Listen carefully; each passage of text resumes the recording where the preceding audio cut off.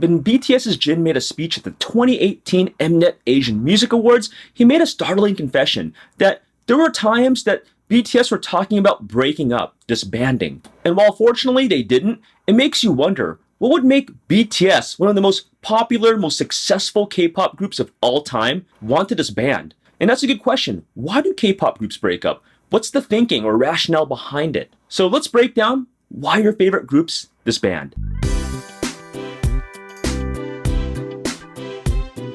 Now, to put this out there, I'm going to be talking about my experiences as a K-pop journalist when I was working in Seoul. I've talked to a lot of managers, promoters, PR people, and of course, singers, all off the record. So after talking to all these people, I came up with these reasons why groups disband. And these reasons range from an individual level to more of a group level. And while I feel that a lot of these reasons can be quite sad, I also feel that they can also be understandable. So with that being said, let's get into it. Being a K-pop star is quite a stressful career. And while they get to bask in the attention and adoration of throngs of K-pop fans around the world, being in that same spotlight adds to the stress tenfold. And according to one manager I talked to, being a K-pop star for just 1 year is like the equivalent of 3 to 4 normal years. And again, the reason's because the K-pop life is so immense. The workload is just at times unbearable. Now, just by looking at the two groups that won really big at the 2018 Mama Awards, BTS and Twice,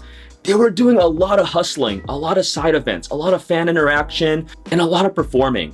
And that's just the outside activities they do. This doesn't take into account their everyday routine where they have to take language classes, PR classes, do choreography practice, and of course, doing voice recordings to make music. From this, the average K-pop star works 14 to 18 hours a day. And you know those stories where you hear that K-pop stars are going into the back room to take like a 15-minute power nap? It's very true in my experience. Sleep is really a key commodity when you're an entertainer. And when you're running on fumes constantly and you look more like the zombie from The Walking Dead than a young energetic pop star that's on stage and living their dream, then it's really going to be tough to last in the long run. Because the workload of a K-pop star quickly leads to burnout, depression, and just sadness. It really shows the harsh reality of a K-pop life. The work that many of these stars put on themselves is immense. Just ask Hyuna, formerly of 4 Minute. One of the major reasons that she wanted out, not really for 4 Minute, but because of her label, Cube Entertainment, is because of the overwork and stress that she was put under. In addition to her overwork, her publicized relationship with Pentagon member Edon would make Cube Entertainment unhappy and would lead to Hyuna leaving the label. Now, in addition to that stress that you have to go through when you're a K-pop star, just imagine the expectations and the image that you have to display while you're in public. Since the spotlight is so harshly put on K-pop stars, every little thing that an idol says or looks will be put under a microscope. Did a singer gain a kilogram or two? It will be discussed. Said something inappropriate? It will be discussed. Not bringing your A game when you're performing? Oh yeah, it will be discussed. K-pop labels know that their singers will face intense scrutiny, so they're strict in keeping their idol's image pristine at all times. Former SM trainee Stella Kim, who is training to be in Girls' Generation, talks about the weight expectations of idols. They make us stand in a line, us heavier girls, and they would make us go on the scale, and they would call out what your weight is in front of all of the girls, all of the guys, and if your weight had not gone down from the week prior, then we would kind of get bashed on it. Pretty much anything that could be talked about in Idol will be talked about in Idol, because pretty much an Idol is expected to have this level of perfection that we put them on this pedestal and that they can do no wrong. But of course, that's really impossible to do, because imagine having a camera put on you 24/7, kind of like a Twitch stream. Anything that you do wrong, thousands, if not millions, will talk about it, and it'll be trending on social media. Thus, the endless talk of being a K-pop star can quickly wear down on even the most enthusiastic K-pop idols. In turn, many K-pop celebrities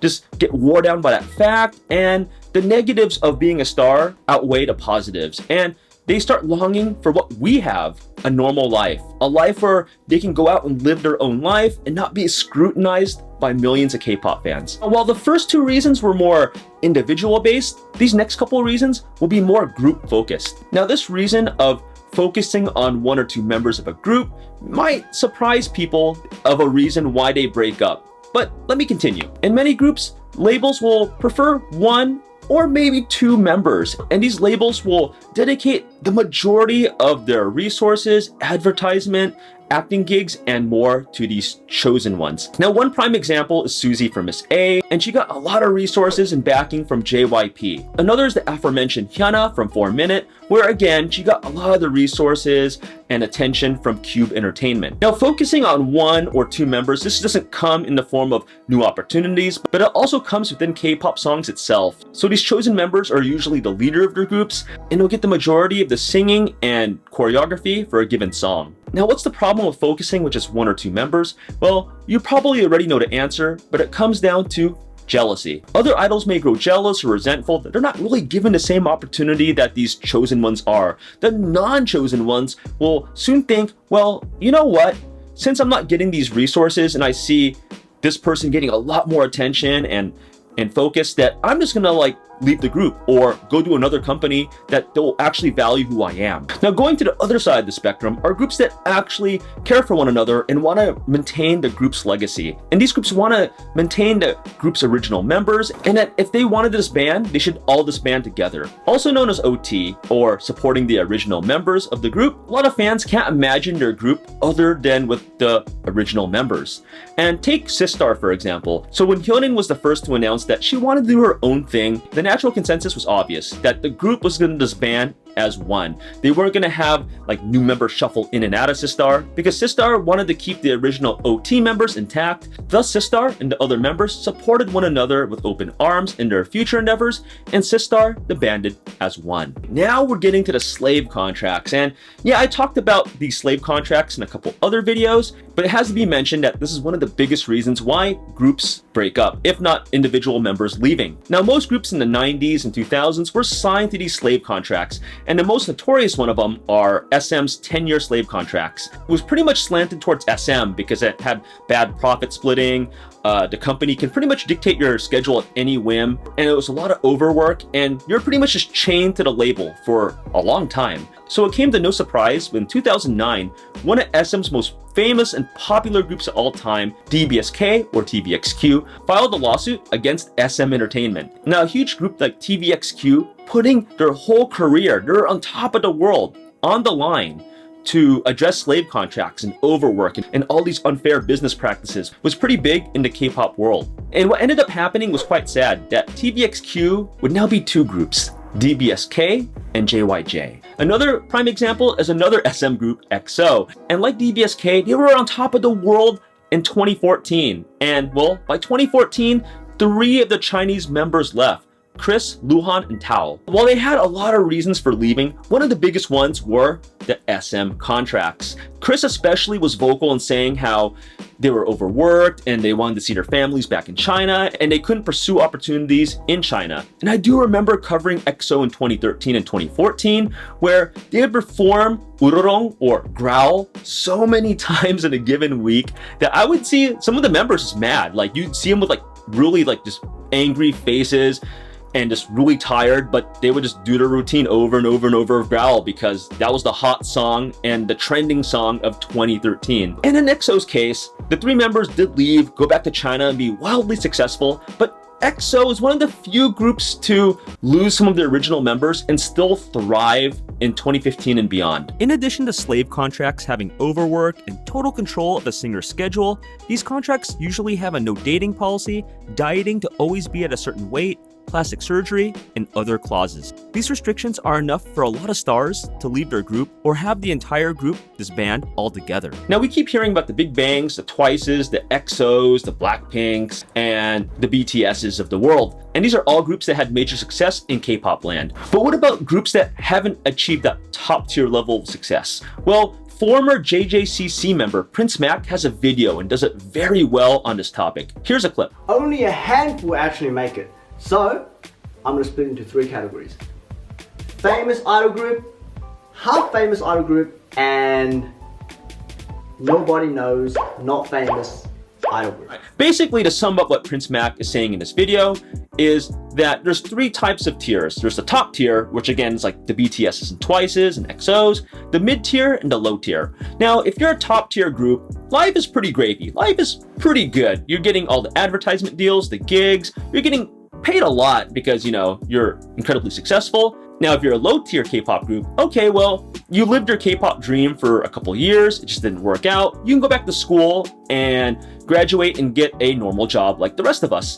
But if you are a mid-tier K-pop group, that's where things get tricky, because if you're a mid-tier K-pop group, basically you have this like dangling carrot in front of you that says you can make it big, you can be the next group that becomes a top-tier K-pop group. But at the same time, you don't have that guarantee. You're kind of wondering, well, is this K-pop thing really worth it? Is it really going anywhere? There's no clear-cut answer whether to, hey, we should maybe just hang it up and maybe go into some other venue like acting, or just pursue a normal life, or whether they should just keep on going and use their prime years of their 20s to pursue that top tier dream. And basically, there's a lot of groups that if they don't hit that top tier status, that they will disband. K-pop groups don't always like each other. I mean, it's just a given fact, right? There's some groups that I've witnessed, well, let's just say the workplace wasn't the greatest, but they're there for the greater good of having a successful group and a successful label and to bring profit. But there are instances though that group members are utterly disgusted with one another and they can't stand it anymore. So one member or multiple members just leave the group and then the group just breaks up. Now for scandals. If you've ever seen one of your favorite singers get involved into a scandal and then quickly go underground, well, there's a big reason for that, because scandals are a huge thing in K-pop and in Korea. And if you get involved in such a scandal, such as sexual harassment or smuggling drugs or some other shameful act, that it's a deal breaker in Korea. Take former 21 member Park Bom. Now, back in 2014, she was hit with this drug scandal. Now, Bom said that she needed drugs for medical purposes from the US. And while Park Bom was only investigated and not charged with any drug crimes, she had to go on hiatus right away, as it was a bad look for 21. Scandals, whether they are true or not, really paint this scarlet letter on a group. It more often than not destroys momentum for a K-pop group, and in some cases will lead to an immediate group disbandment. And this is why K-pop labels are so strict on their groups and companies' image about anything, really. So although K-pop and Korea is getting better at second chances like we are in the West, K-pop idols are pretty much expected to act professionally and pretty much perfect at all times. Now, there comes a time in the K-pop life where K-pop members just want to do other things. The constant overwork, fan meetings, constant dance choreography practice, and singing just takes a toll on an idol's life. They've been doing the same arduous routine for several years, and they see greener pastures elsewhere. And whether that's acting in K-dramas or K-movies, or just traveling the world, or just taking a break, a variety of reasons why K-pop stars just want to do something else. So as K-pop stars age, the pursuit to do something else is quite real. And which segues to, well, K-pop stars getting older. Now, the prime of a K-pop star is around their teenage to early 20-somethings. But when these K-pop stars get to their mid to late 20s, even though they are young, K-pop has this funny way of pretty much preferring the newer upcoming groups. And it's really like that in sports, where K-pop stars have this expiration date. They're teenage to early 20-somethings, and as they get older, well, they're kind of forced to do something else or retire from the industry. And in some cases, they come to the fact that if they're in their 30s and they continue to be K-pop stars, that they won't have that same spotlight, that same adoration that when they were in their primes. Not to mention, when you get older, you know, your body and your bones just hurt more, right? It takes longer to recover.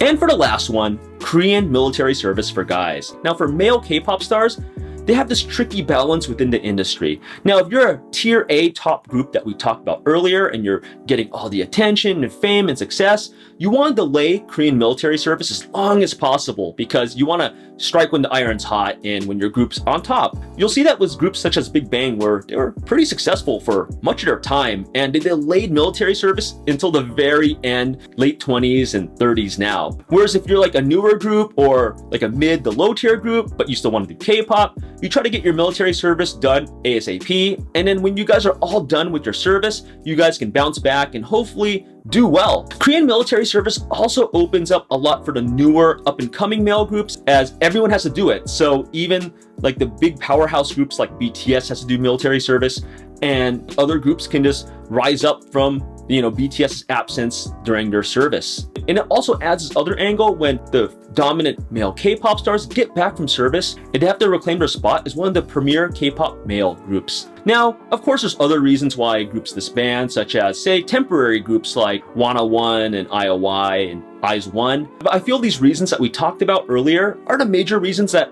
I've seen, at least, why groups break up and disband. Now it's over to you. What do you guys think about this video and why your favorite groups disband? Are you guys surprised by these reasons? Are you guys not surprised? I'd like to know your comments in the comments below. And you guys know the drill. If you guys want real talk on K-pop and K-pop journalism, then please sign up for my email list and grab that free ebook on learning more about K-pop in depth. And with that being said, I'm off to watch some more K-pop music videos, but I'll see you in the next video. Take it easy, guys.